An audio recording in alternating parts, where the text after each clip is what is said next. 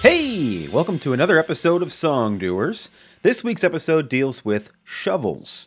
Just want to be clear that even though I am including shovels in this episode, it is by no means an endorsement of shovels. So please do not view this as me saying shovels are good. I'm not saying that. I'm also not saying shovels are bad. I'm not saying anything good or bad about shovels. Merely that shovels exist and some people use them. Okay, I think we can all agree on that.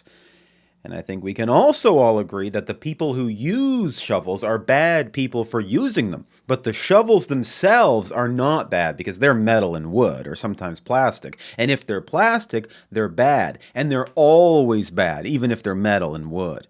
Okay, put your seatbelts on. We're off! Episode 19, Mrs. Hickle. Mrs. Hickle was a teacher at the Academy School for Knowledge. It was a high school that was situated in a valley near the beautiful mountains of British Columbia. The mountains are so beautiful, some say, that even God is confused as to how he or she made them.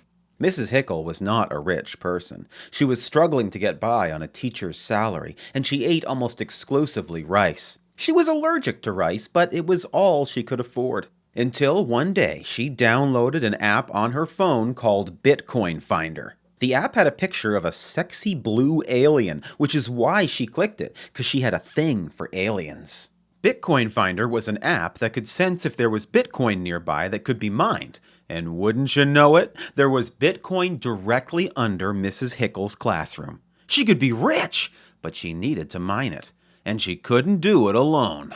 So when her students showed up for class on September 21st, 2024, Mrs. Hickle led them to a broom closet. There, she pulled off a Winnie the Pooh blanket to reveal the beginning of a hole.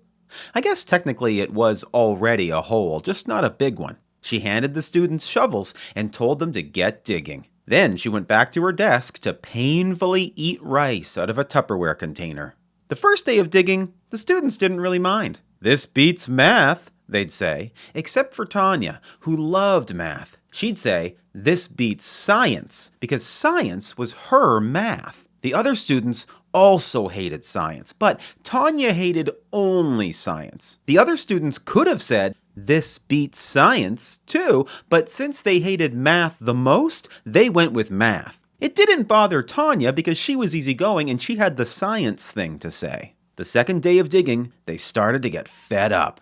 "What's with all the digging?" all the students, including Tanya, asked. They wanted to get back to sitting at their desks, even if it meant learning math, or in Tanya's case, science, which was her math. "Stop asking questions and keep digging," Mrs. Hickle said. "You may only speak when you're handing me fragments of Bitcoin, and even then, you're only allowed to say, 'Here's your Bitcoin.'" The students grumbled, but kept digging. On the third day of digging, after Mrs. Hickle had amassed 12 Bitcoins worth of Bitcoin fragments, the students met up after school at the base of one of those beautiful BC mountains everyone's f***ing nuts about. "We gotta do something," Tanya said. "Maybe we should tell our parents." "Your parents?" Mrs. Hickle said. She had been hiding behind a tree. "You think your parents are going to believe you? If they come to investigate the broom closet, I'll just throw the Winnie the Pooh blanket over the hole. I'm a teacher, you're a student. They'll believe me and disbelieve you." The students again grumbled. A fourth day of digging was coming up soon.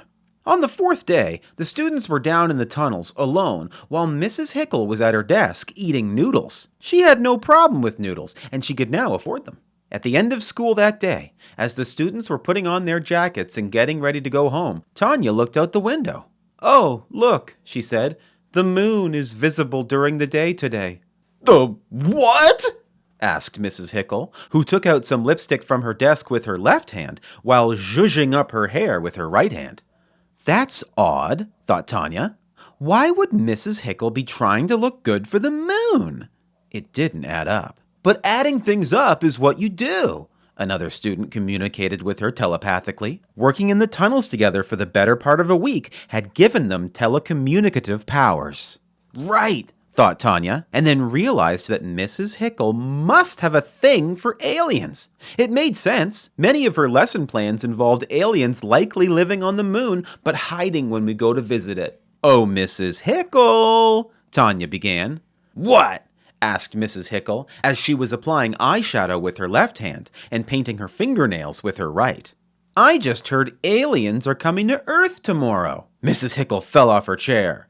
"They are?" the students heard her ask from behind the desk. "Yes, and they're looking for a woman to take back to the moon to marry." Mrs. Hickle stood up. Her face was covered in smeared makeup. "Jesus," she said. "What kind of a woman are they looking for?" "They're looking for a woman who is very poor and doesn't exploit students." "Jesus," Mrs. Hickle said again. "That used to be me." She looked at her reflection in a small mirror. "But I've changed. I need to change back. Here, children, take my bitcoins." She threw the bitcoin fragments on the floor. "And cover the hole with the blanket covered in poo. We need to get things in order for their visit tomorrow." Tanya winked at the rest of the students. They smiled at her and had a newfound appreciation for math. But they still all hated science. The next day, when the aliens came, they took Mrs. Hickle to the moon, and the students got a new teacher who only ate beans and had the worst farts. They threw him in the mine and locked the broom closet. Oh, and remember the mountains I was talking about earlier? Turns out they weren't mountains, but a big pointy guy named Ben, who wrote the following unrelated song, "Dial Phone for Love." Enjoy.